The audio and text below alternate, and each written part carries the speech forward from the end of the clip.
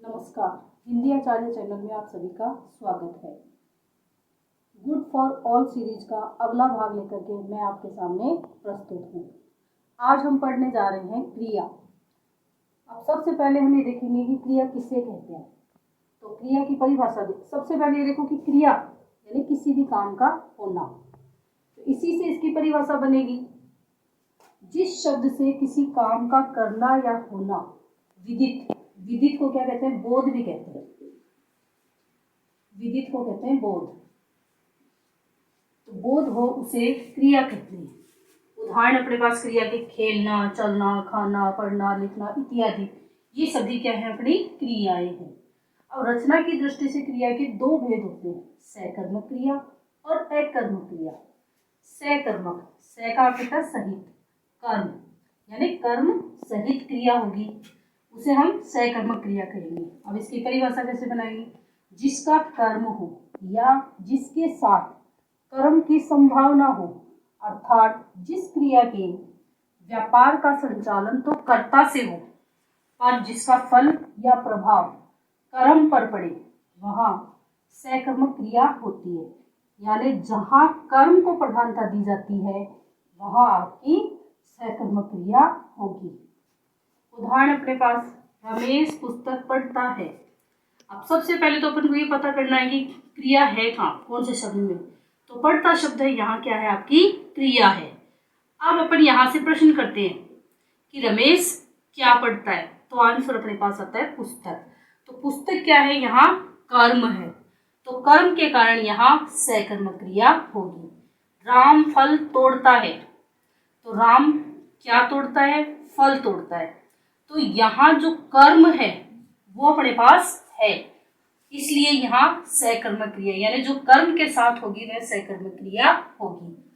अकर्मक, अकर्मक अ का अर्थ है नहीं, तो जहाँ कर्म नहीं है, जिन क्रियाओं का कर्म नहीं उन्हें अकर्मक क्रिया कहते हैं। या जिस क्रिया के व्यापार का संचालन तो कर्ता से हो और जिसका फल या प्रभाव कर्म पर न पड़े, वहां अकर्मक क्रिया होती है। और रमेश क्या है? वाक्य का कर्ता है। पढ़ता है क्या है? क्रिया है, लेकिन यहाँ कर्म नहीं है। रमेश क्या पढ़ता है? तो क्या का उत्तर अपने पास नहीं आ रहा है, इसलिए यहाँ अकर्मक क्रिया होगी। केशव हंसता है, तो केशव हंसता है, क्या हंसता है? इसका उत्तर अपने पास नहीं है। हंसना यहाँ पर क्रिया है, तो हंसना, रोना, चलना, फिरना ये सब के सब क्या है? आपकी अकर्मक क्रियाएं हैं। कुछ अकर्मक क्रियाएं, शर्माना, हंसना, रोना, जगना, उठना, डरना, जीना, मरना, सोना, चमकना, बैठना, दौड़ना, खेलना, उगना, क्षीण होना, अकड़ना, उछलना, कूदना इत्यादि, ये सब क्या है? आपकी अकर्मक क्रियाएं हैं। अब सकर्मक और अकर्मक को पहचान करने के लिए भी एक आसान तरीका है जो आप लोग ध्यान रख सकते हैं कि कहाँ अकर्मक क्रिया आ रही है और कहाँ सकर्मक क्रिया आ रही है। क्रिया के साथ सबसे पहले हमें वाक्य में कहाँ जाना है? क्रिया के पास जाना है, और क्रिया के पास जाने के बाद उसे क्या, किसे या किसको, इन तीनों से प्रश्न करना है। ये लगा करके क्रिया से प्रश्न करना है। क्या लगा के कर लो, क्या से नहीं बन रहा, किसी से कर लो या किसको से कर लो। तो इन प्रश्नों के उत्तर यदि अपने पास मिल रहे हैं, आ रहे हैं, तब तो है आपकी सकर्मक क्रिया, और यदि उत्तर नहीं मिल रहे हैं तब आपकी है अकर्मक क्रिया। यानी जहां कर्म है वहां सकर्मक है, जहां कर्म नहीं है वहां अकर्मक है। अब कर्म है या नहीं है उसके लिए हमें क्या से प्रश्न करेंगे। जैसे मोर उड़ गया, अब सबसे पहले यहाँ क्रिया कहाँ है? उड़ गया, ये पूरी की पूरी क्या अपने पास क्रिया है। तो मोर उड़ गया, तो कहाँ उड़ गया, इस चीज का उत्तर आ रहा है अपने पास, क्या उड़ गया का उत्तर नहीं आ रहा है, इसलिए यहाँ अकर्मक क्रिया है। लतिका गाना गा रही है, अब गाना गाने की क्रिया यहाँ हो रही है, तो यहाँ अपन प्रश्न करेंगे कि क्या गा रही है, तो अपने पास उत्तर आ रहा है गाना गा रही है। तो ये आपकी है सकर्मक क्रिया। तो मैंने आपको बताया था उड़ना, दौड़ना, खेलना, अकड़ना उछलना, ये सब क्या है आपकी अकर्मक क्रियाएं। तो ये आपकी अकर्मक है और ये सकर्मक है। तो इस प्रकार से प्रश्न करके हम उनके जवाब पा सकते हैं। अब इन दो के अलावा क्रिया के अन्य भेद भी हैं जो अपन पढ़ेंगे, जिसमें आपकी द्विकर्मक क्रिया, संयुक्त क्रिया, प्रेरणार्थक क्रिया, सहायक क्रिया, पूर्वकालिक क्रिया, सजातीय क्रिया, नाम धातु क्रिया, अपूर्ण क्रिया और पूरक क्रिया, ये अन्य क्रियाएं जो है इनकी भी जानकारी अपन प्राप्त करेंगे।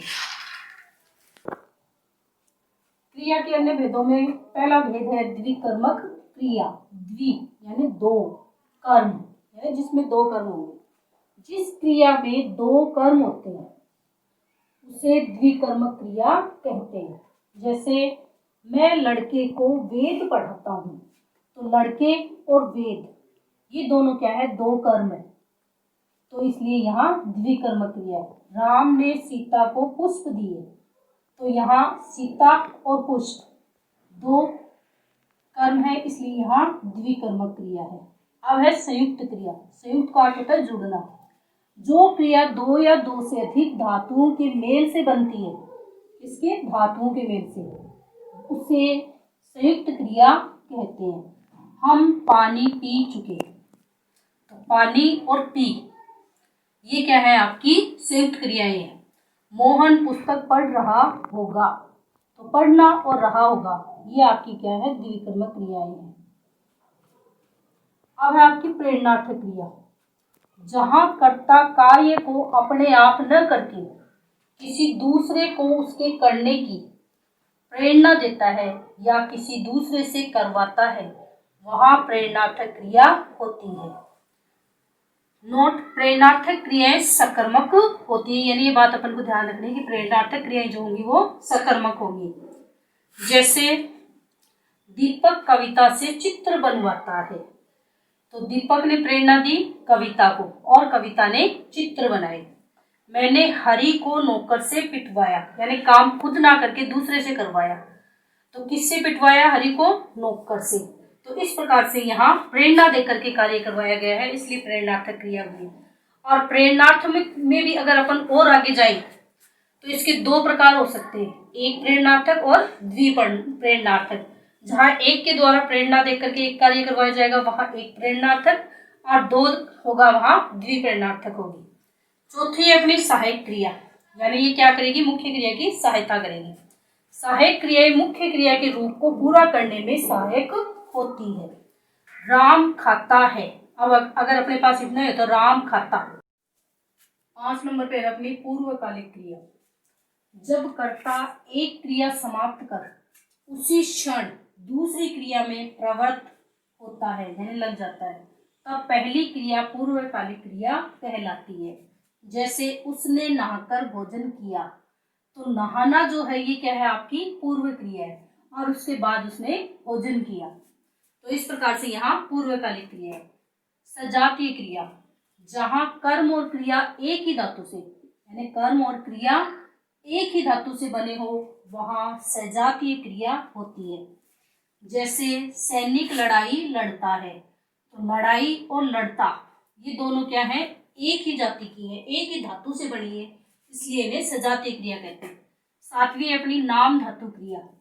जिस क्रिया का निर्माण संज्ञा या विशेषण शब्दों में प्रत्यय लगाने से होता है, यानी संज्ञा या विशेषण में प्रत्यय लगाए जाएंगे, तो उसे हम नाम धातु क्रिया कहते हैं। जैसे अपने पास संज्ञा है हाथ, हाथ से शब्द बना अपने पास हथियाना। स्वीकार, स्वीकार से बना स्वीकारना, तो ये आपकी है नाम धातु क्रियाएं। 8 नंबर पे है अपूर्ण क्रिया। वह क्रिया जिसका पूर्ण अर्थ नहीं निकलता उसे अपूर्ण क्रिया कहते हैं। जैसे वह स्वस्थ मालूम पड़ता है, तो यानी ये क्रिया आज भी अपन को ऐसा लगता है जैसे कि अपूर्ण है। 9 नंबर पे है पूरक क्रिया। अपूर्ण क्रिया के लिए जो संज्ञा अथवा विशेषण शब्द प्रयुक्त होते हैं वे पूरक कहलाते हैं। जैसे वह चतुर है, तो यहाँ ये जो चतुर है ये पूरक है।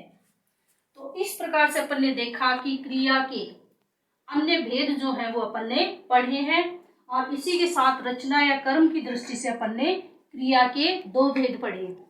अब अपन क्रिया का जो प्रश्न है कभी भी गलत नहीं करेंगे। क्यों? क्योंकि हमने क्रिया बड़े ही आसान तरीके से पढ़ ली है।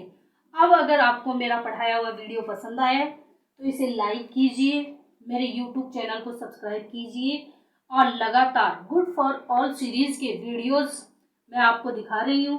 आप इनको देखते रहिए, जुड़े रहिए। धन्यवाद। जय हिंद, जय भारत।